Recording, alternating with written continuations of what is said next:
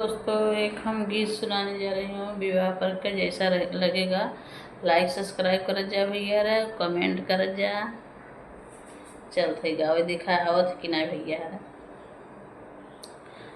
बाबा जीनी कर बड़े घर बियाहवा कदर नाही होई है।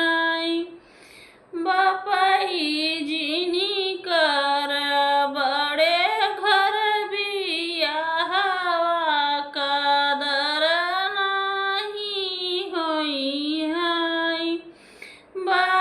बापाई उत मांगई सोने कट थरिया थरिया भर रुपिया थरिया भर रुपिया कदर नाही होई।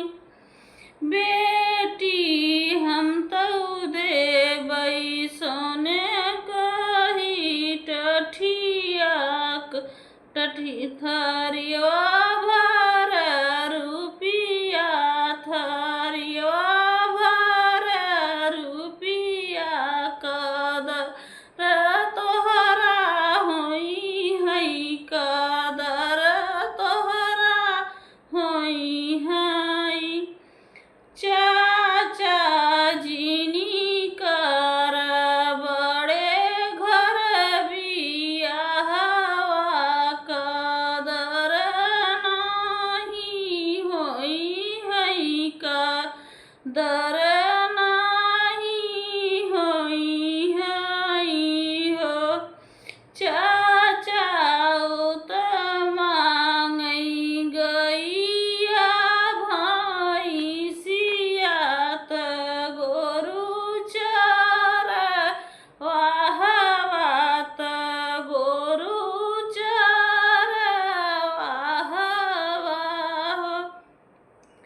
बेटी हम देबै गैया भैंसियात गोरु चर वाहवात गोरु चर वाहवा हो।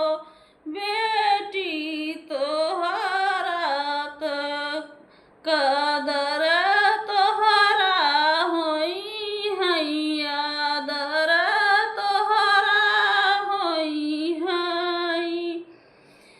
भैया जीनी कर बड़े घर बियाहवा कदर नाही होई है कदर नाही होई है। भैया जीनी कर बड़े घर बियाहवा कदर नाही होई है कदर नाही होई है। भैया ओ तो मांगई घड़ी भैया ओ तो मांगई गड़िया अंगूठियात औरौसी कड़ियात औरौसी कड़िया। बहिनी हम देबै औरौ गड़ियात औरौसी कड़ियात औरौसी कड़िया कदर तोहरा होई है।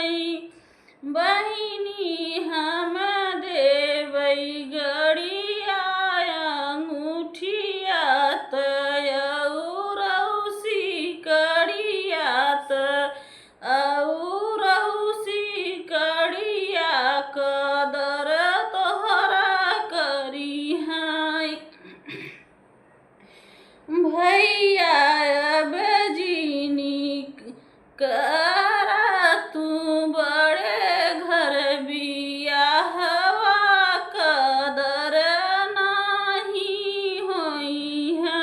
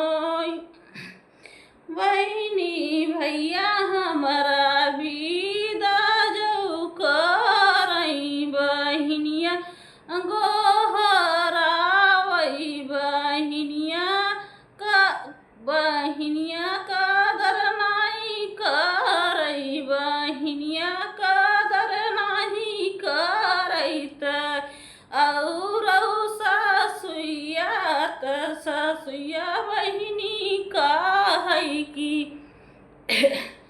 सासुया बहिनी कहई बेटी घर गरीब का बेटी गरीब का बेटी और स्वामी हमारा हम ढोकरवा हमारा दाबई ढोकरवा हमारा दाबई हो।